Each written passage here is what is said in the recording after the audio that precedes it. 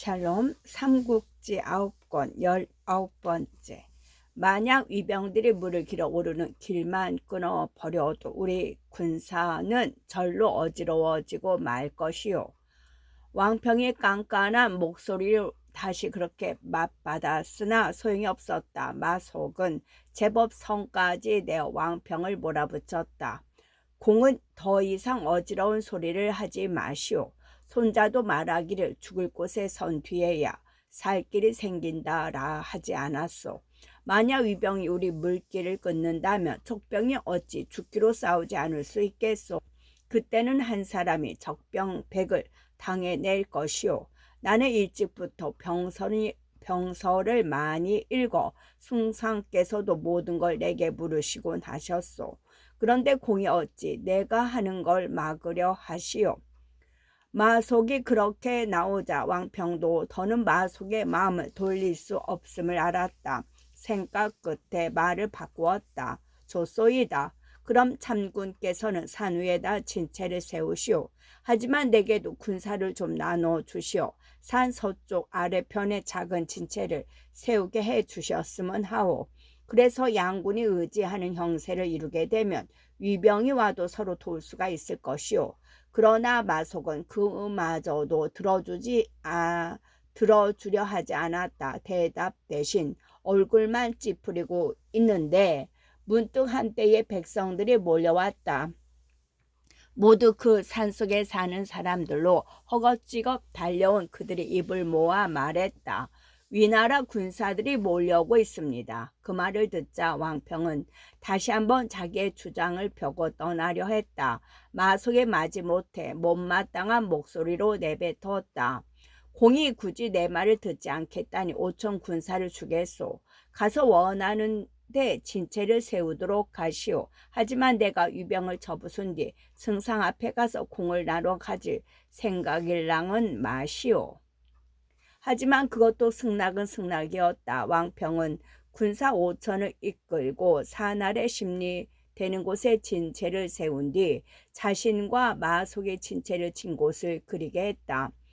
그리고 그날 밤으로 사람을 공명에게 보내 그 그림을 마침과 아울러 그간에 있었던 일을 상세히 알리게 했다.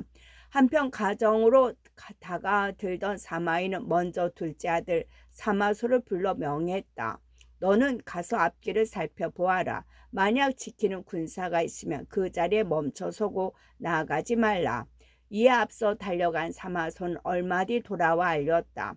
가정에는 지키는 군사가 있었습니다. 그러자 사마이는 감탄에 마지 않았다.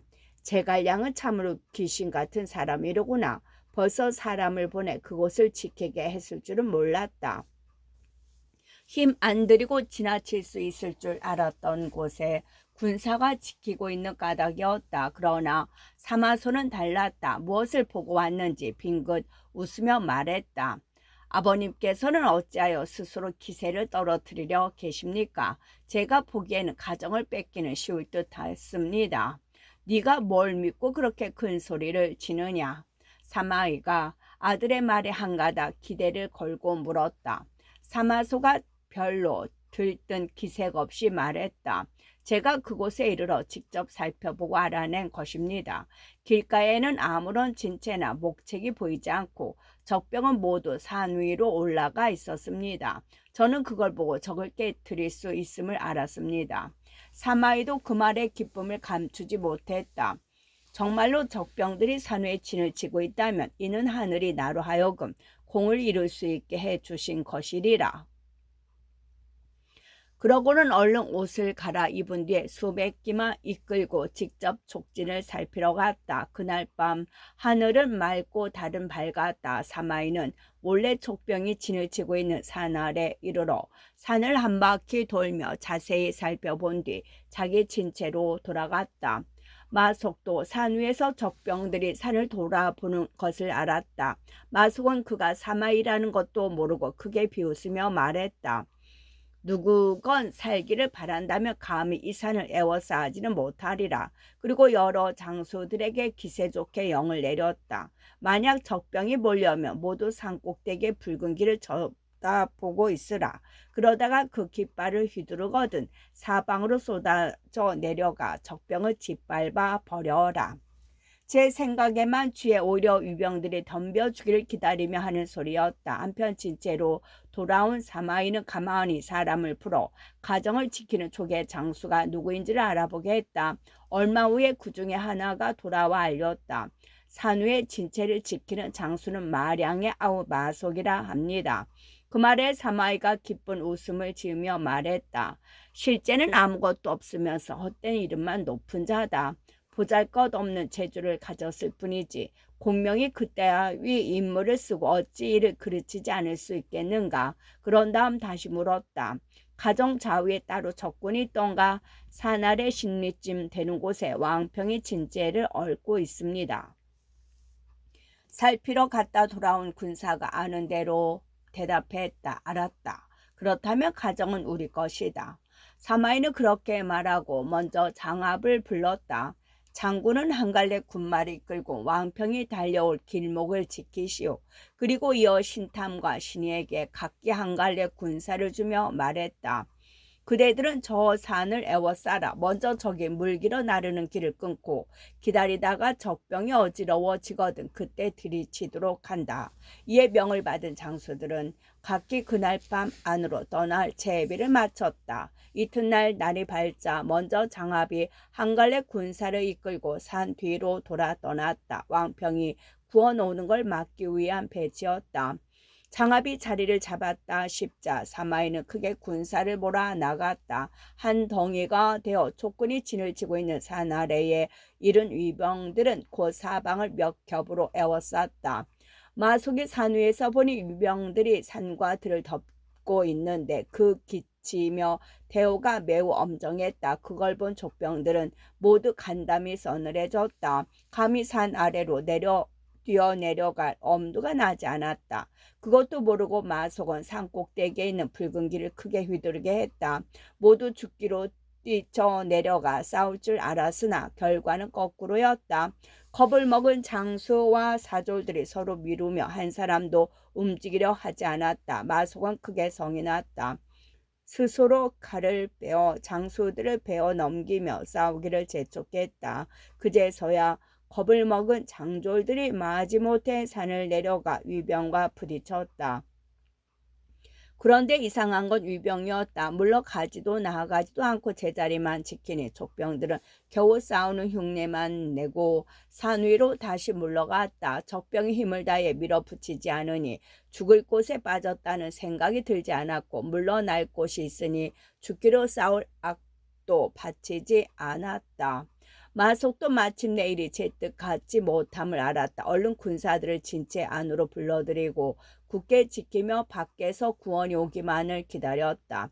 하지만 그때는 왕평도 구원을 갈 처지가 못 되었다. 위병이 산을 에워싸는 걸 보자 왕평은 군사를 이끌고 나섰으나 가는 길에 장압을 만났다.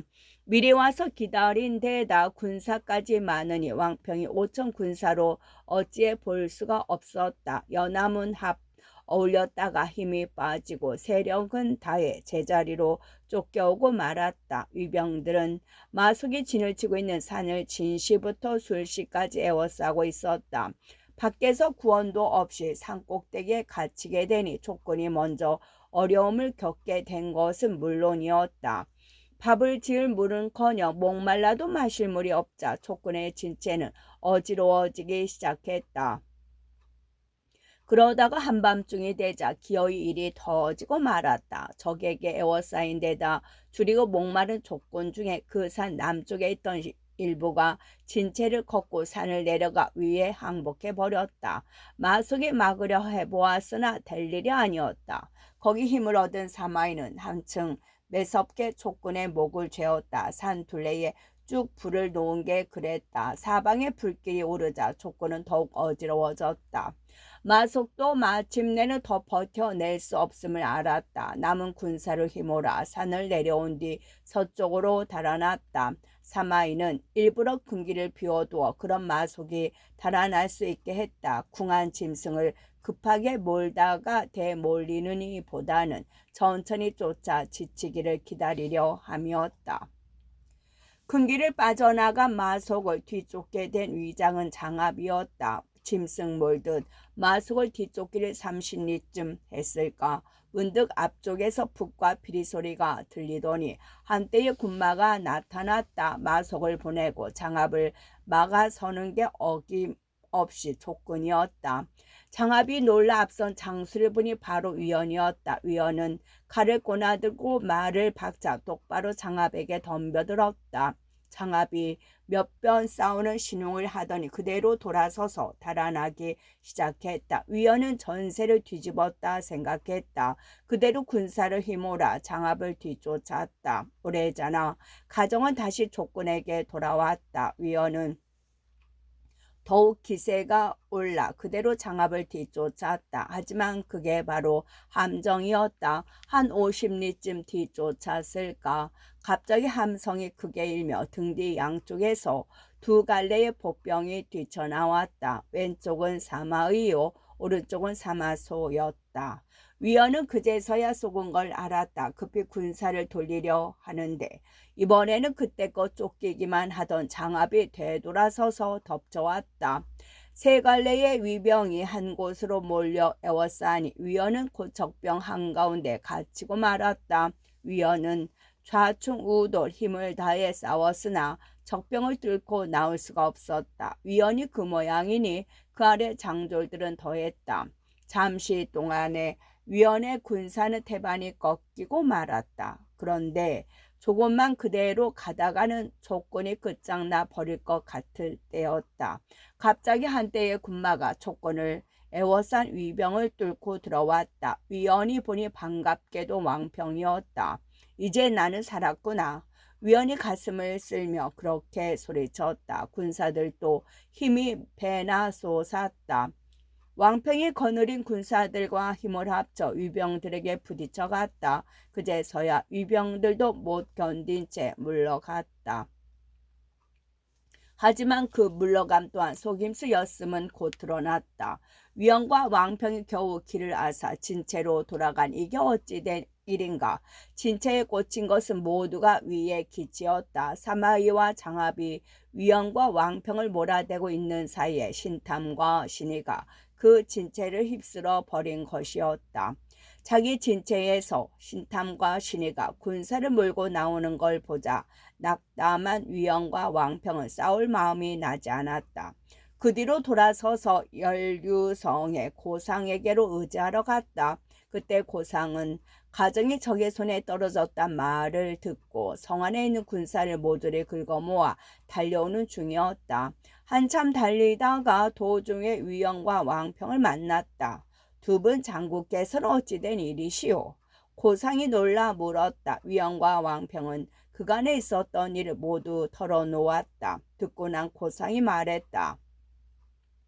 그거 참 큰일입니다. 오늘 밤이 되거든 위병의 진체를 들이쳐 가정을 되찾는 게 좋겠습니다.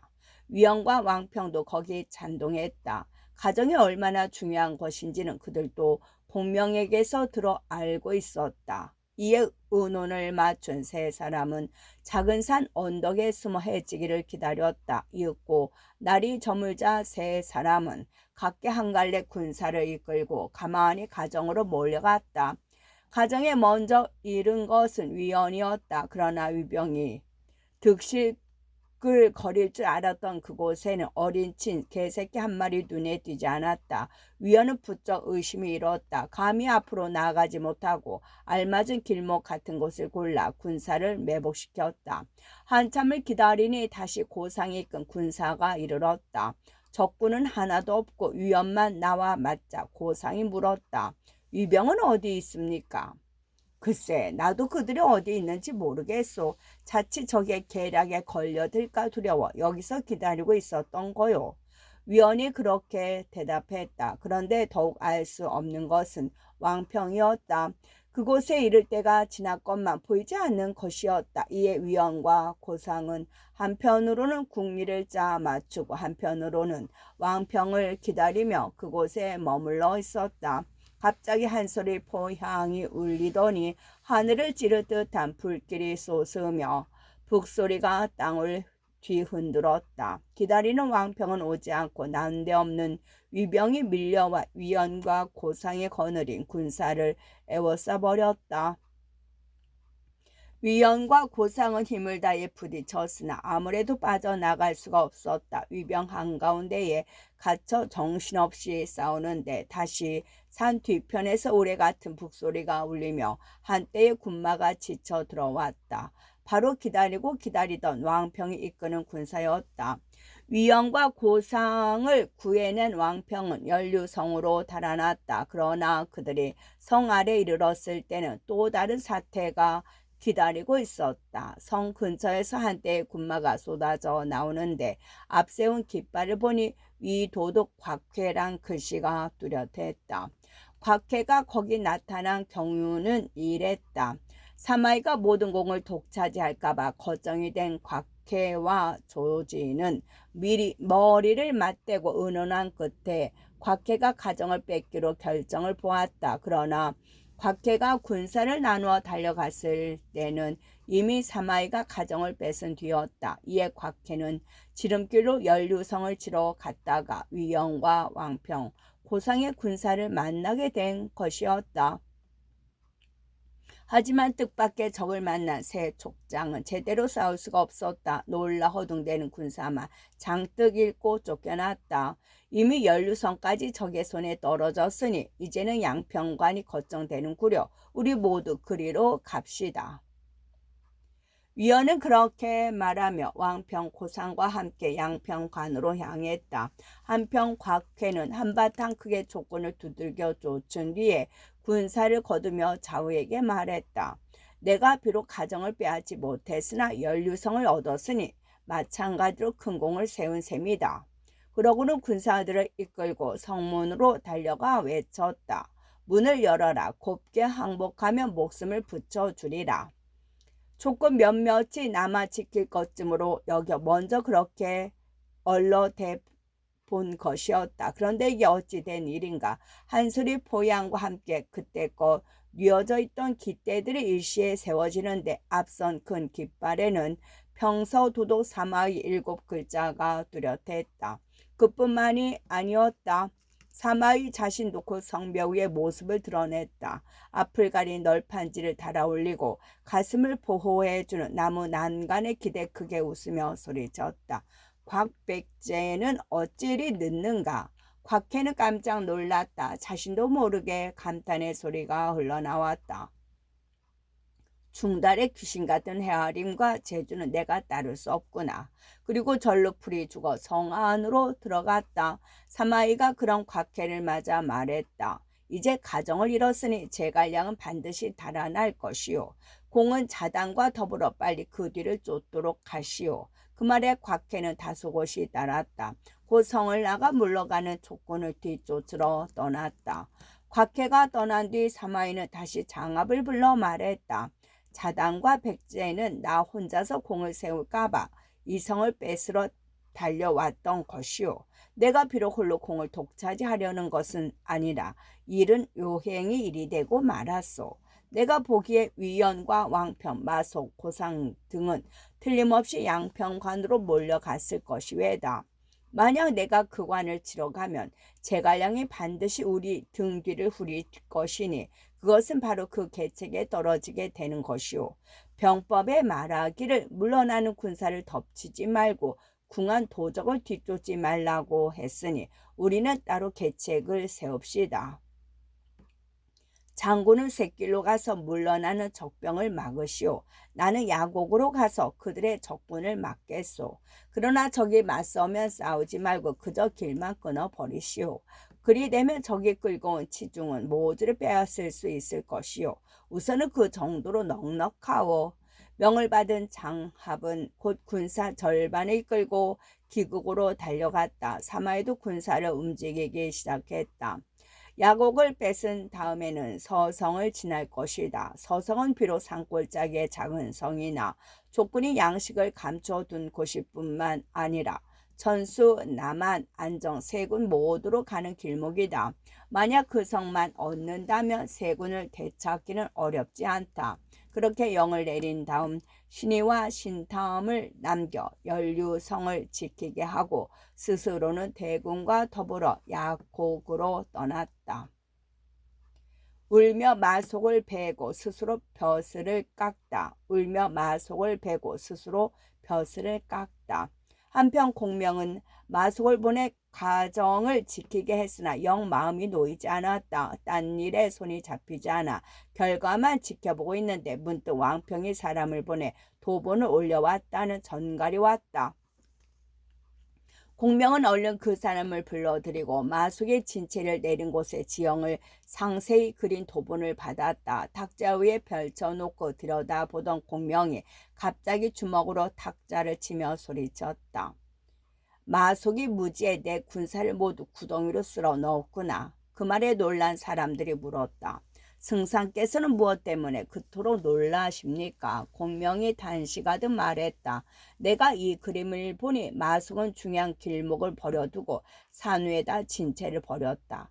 만약 위에 대군이 이르러 산을 에워싸고 물을 끊어버린다면 이틀도 안 돼 우리 군사는 어지러워지고 말 것이다.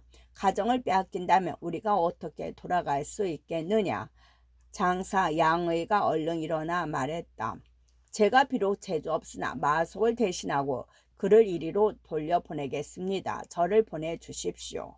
공면도 그 수밖에 없다 싶었는지 양의의 말을 받아들였다. 그에게 어디에 어떻게 진체를 세워야 하는지를 낱낱이 일러준 다음 가정으로 떠나게 했다. 하지만 때는 이미 늦은 뒤였다. 양의가 막 떠나려 할 때 보마가 달려와 기막힌 소식을 알렸다. 가정과 연류성이 모두 적의 손에 떨어졌습니다. 공명은 그 소식에 발을 구르며 길게 단식했다. 마속이 기어이 큰일을 망쳐버렸구나. 모두가 내 허물이다. 내 허물이다. 그러나 공명도 단식만 하고 있지는 않았다. 곧 관음과 장포를 불러 일렀다. 그대들 둘은 각기 삼천의 정병을 이끌고 샛길로 무공산으로 가라. 거기서 위병을 만나거든 맞붙어 싸우지 말고 그저 북소리와 함성만 요란하게 하여 적을 놀라게 하라. 적이 달아나더라도 뒤쫓아서는 아니 된다. 적군이 모두 물러나기를 기다려 어서 양평관으로 가는 게 그대들이 할 일이다. 이에 공명은 또 장익을 불렀다. 그대는 군사를 이끌고 먼저 검각으로 가서 그곳을 수리하고 우리가 돌아갈 때에 어그러짐이 없게 제비하라. 그렇게 이른 뒤 다시 모든 군사들에게 가만히 영을 전하게 했다. 모두 가만가만 행장을 꾸려라. 곧 길을 떠날 것이니 채비에 소홀함이 있어서는 아니 된다. 뿐만이 아니었다. 공명은 또 마대와 강유를 불러 군사를 나누어 주며 말했다. 그대들의 뒤를 맡아 적의 추격을 뿌리치도록 하라. 먼저 산 골짜기에 매복해 있다가 우리 군사가 모두 물러나고도 적의 추격이 없거든 그제서야 군사를 거두도록. 그리고 따로이 믿을 만한 사람을 남한 전수 안정 세 군대에 보내 그곳에 백성들과 벼슬아치들을 한중으로 물러나게 하는 한편 기성으로도 사람을 보내 강유의 늙은 어머니를 한중으로 모셔드리게 했다. 모든 배치가 끝난 뒤에 공명 스스로는 5천 군사를 이끌고 서성으로 갔다. 그곳에 있는 군량과 말먹이 풀을 안전한 곳으로 옮기기 위함이었다. 공명이 장졸들을 시켜 한창 군량과 말먹이 풀을 실어내고 있을 때였다. 갑자기 발마가 헐떡이며 달려와 알렸다. 사마이가 15만 대군을 끌고 벌떼처럼 서성으로 몰려들고 있습니다. 이어 그와 똑같은 급한 전갈이 여남은 번을 되풀이 됐다. 실로 눈앞이 캄캄한 일이었다. 그때 공명 곁에 쓸만한 장수는 하나도 없고 문관들만 있을 뿐이었다. 거기다가 군사가 5천이라 해도 그 절반은 이미 군량을 싣고 성을 나가 버리고 남은 것은 기껏 2,500에 지나지 않았다. 그런데 사마이에 15만 대군이 온다니 어찌 놀라지 않겠는가. 공명 곁에 있던 벼슬아치들은 그 소식에 모두 낯빛이 하얘졌다. 놀라기는 공명도 마찬가지였다. 그러나 공명은 별로 놀라는 기색 없이 성벽 위로 올라가 먼저 그 소식이 정말인지부터 살폈다. 과연 티끌이 하늘을 덮을 듯 자욱이 일며 위에 대군이 두 길로 나누어 몰려오고 있었다. 한참을 살피던 공명이 장수들에게 영을 내렸다. 모든 깃발을 눕히거나 감추고 군사들은 성 안의 길목을 지키되 함부로 나다니지 않도록 하라. 목소리를 높여 떠드는 자는 목을 베리라. 그 다음 성문을 활짝 열고 문마다 20명의 군사를 백성들로 꾸며 물 뿌리고 비질하며 있게 하라. 위병이 가까이 이르더라도 결코 함부로 움직여서는 아니 된다. 승상께서는 이제 어찌 하시렵니까? 그 뜻밖의 영에 놀란 사람들이 물었다. 공명이 조금도 흐트러짐 없는 자세로 그들에게 말했다. 아무런 걱정 말고 모두 시키는 대로만 하라. 내게 다 계책이 있다. 그러고는 흰 학장의를 입고 윤건을 쓴 뒤 아이 둘만 딸리고 성벽 위로 올라갔다. 두 아이 중 하나는 검은고를 안고 있었다. 공명은 성 밖에서 눈에 잘 띄는 정류의 자리를 잡았다. 한가로이 바람이라도 쐬러 나온 사람처럼 누각 난간에 기대 앉더니 향을 사르게 하고 검은고 줄을 고르는 것이었다. 오래전한 사마의 전군이 성 아래 이르렀다. 성문은 활짝 열려있고 성 안은 조용한데 어디선가 검은고 소리가 들려 쳐다보니 공명이 한가롭게 검은고를 듣고 있었다. 그 뜻밖의 광경에 어리둥절한 위병은 감히 성 안으로 뛰어들지 못하고 얼른 뒤따라오는 사마에게 알렸다. 사마이도 처음에는 웃으면서 믿지 않다가 아무래도 심상치 않다 싶었던지 삼군을 세워두고 스스로 말을 달려 성벽 가까이 갔다. 멀리서 바라보니 정말로 공명이 성벽 위 누각에 홀로 앉아 웃음 띤 얼굴로 검은고를 뜯고 있었다. 향까지 사르며 앉아있는 게 한가롭기 그지없어 보였다.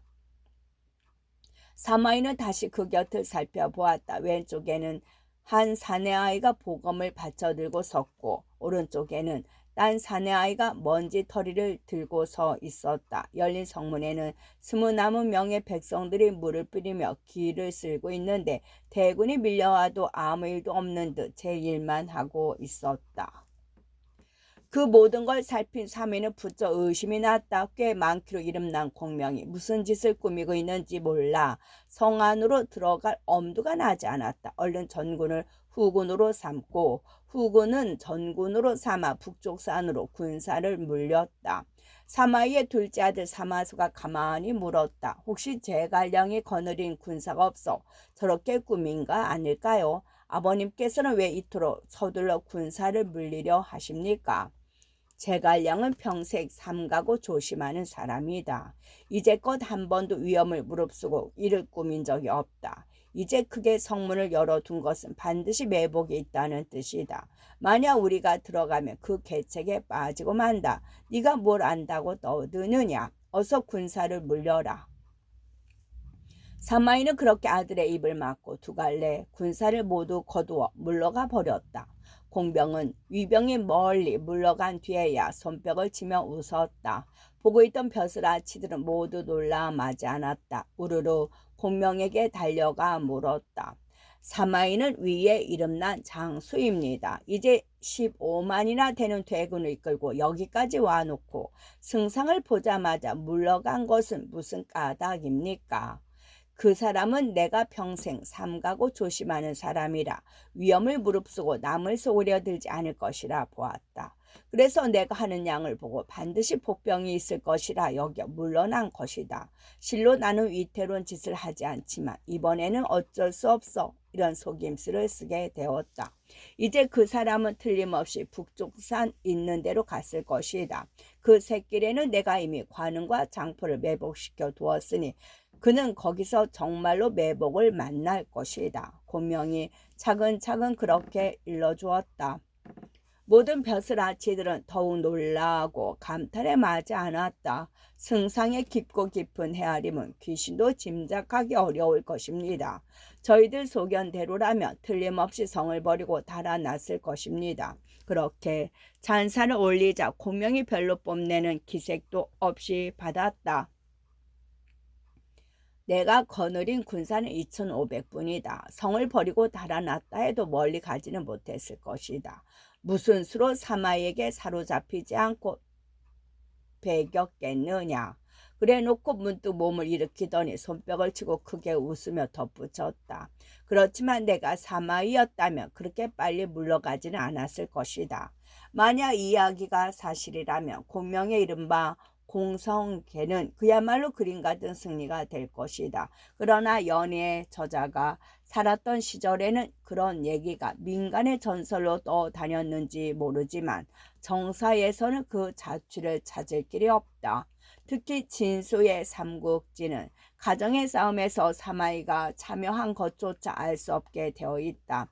명제기도, 제갈량전도, 조진전도, 가정의 싸움은 제갈량과 조진창합 간의 충돌로만 기술되어 있을 뿐이다. 배송지 주에서는 곽승이란 사람이 제기한 의문을 부정함으로써 공성대 자체를 부정하고 있다.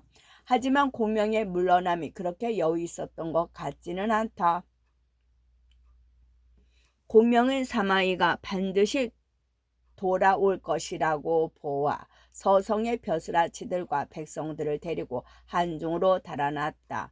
전수, 남한, 안정 세 군의 관민도 그런 공명을 뒤따라 한중으로 피했다. 어쩌면 연희의 저자는 사마에게 몰려 그렇게 쫓겨가는 공명의 초라함을 덜어주기 위해 서성에서의 공성계란 그 화려한 만간극을 끼워 넣은 것이나 아닌지.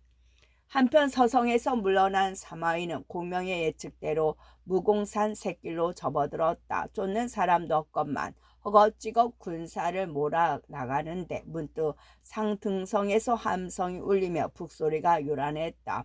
사마이는 그것 보라는 듯 두 아들에게 말했다. 만약 내가 물러나지 않았더라면 반드시 제갈량의 계책에 떨어지고 말았을 것이다. 그때 큰 길 위에 한대의 군마가 몰려왔다. 깃발에 크게 쓰여진 글자를 보니 우호 위사 호익장구 장포였다. 자라보고 놀란 가슴 소뚜껑 보고도 놀란다고 사마이의 갑작스러운 대강 명령으로 그렇지 않아도 은근히 겁에 질려있던 위병들은 금세 어지러워졌다. 갑옷을 벗어던지고 장을 내던지며 달아나기 시작했다. 위병이 그렇게 몰리기 한 마장쯤 됐을까 다시 산꼭대기에서 북소리와 함성이 크게 일며 한때의 족군이 나타나 앞길을 막았다. 앞세우고 있는 큰 깃대에 쓰여진 글자는 좌후 위사 용양 장군 관흥이었다. 관흥의 군사들이 함성이 먼저 나와 뒤쫓던 장포의 군사들이 지르는 함성이 화답하니 산골짜기 안은 온통 족군의 함성으로 가득했다. 위병들로서는 적군의 수가 얼마나 되는지 가늠조차 못할 만큼 크게 느껴졌다. 거기다가 겁까지 장뜩 먹은 뒤라 도저히 맞서볼 엄두가 나지 않았다. 모두 치중을 버리고 달아나기 바빴다. 관흥과 장포는 제갈량이 시킨 대로 따랐다. 달아나는 적을 뒤쫓지 않고 그들이 버리고 간 병기며 군량만 걷어들여 자기들 진채로 돌아갔다. 쫓기는 마음이라 그런지 사마이의 눈에는 산골짜기마다 족군으로 가득 찬 듯했다. 감히 큰 길로 나아가지 못하고 가정으로 돌아갔다. 그때는 끝.